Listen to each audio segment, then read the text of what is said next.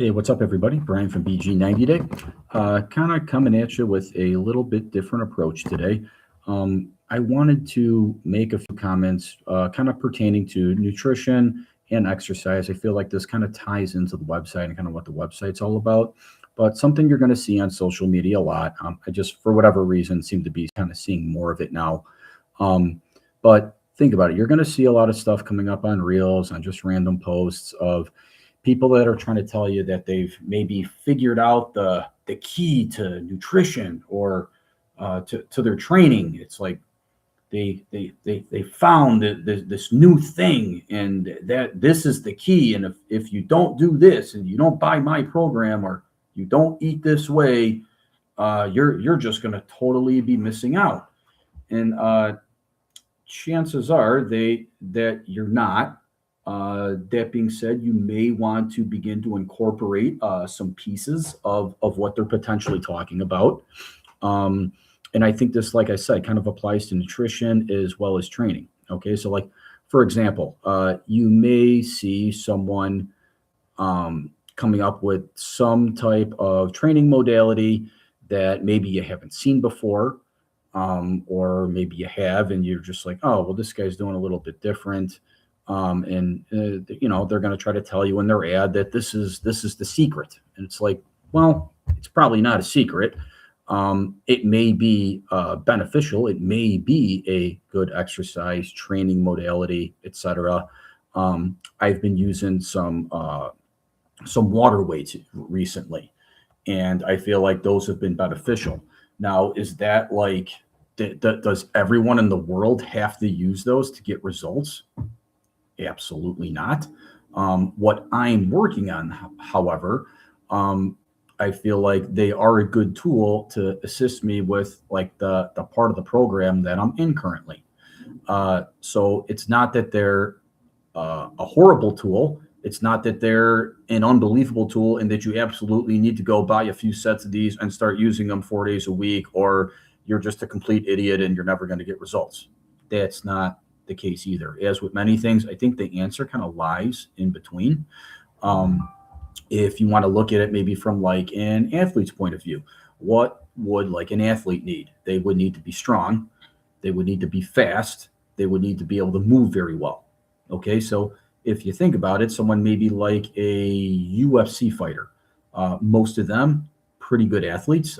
They kind of have to be, or they're going to get hurt pretty quick. Um, are they going to just exclusively bench, deadlift, and squat, and that's all they're going to do? Because they got to be strong. Those are the best lifts to really develop your strength.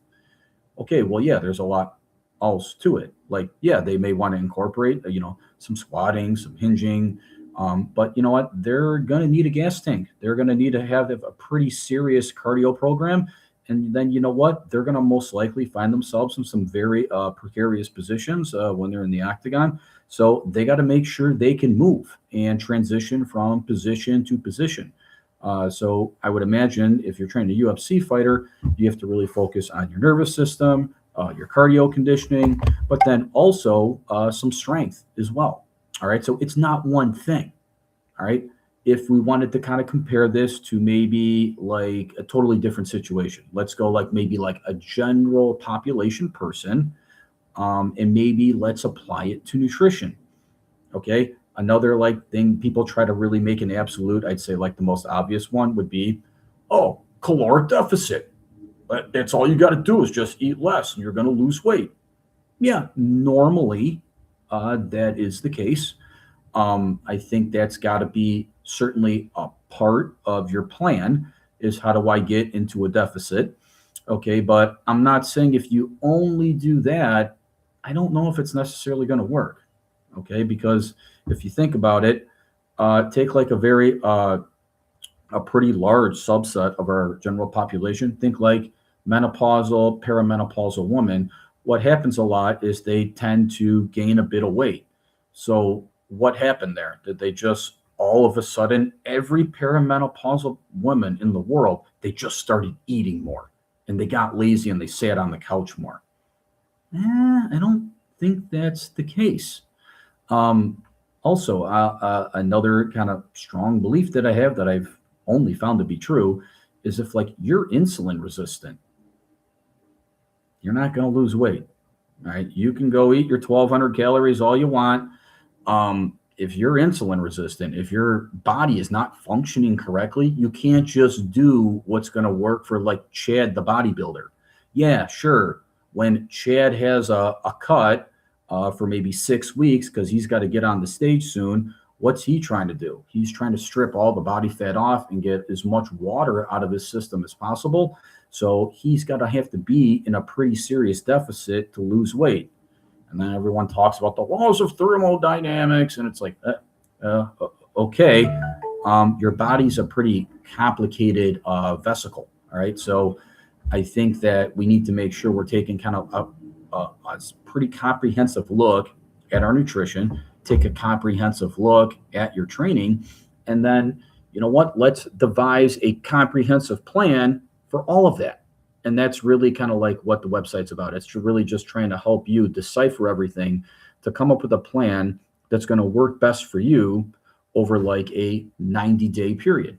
And then after the 90 days, you can begin to adjust the plan. Maybe you want to work on some new things.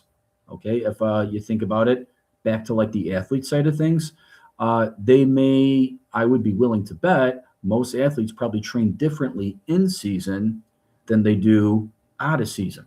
There's maybe some more things that you want to maybe prioritize, maybe in like the preseason, okay? Heading into your season, for example, like football season's coming up right now.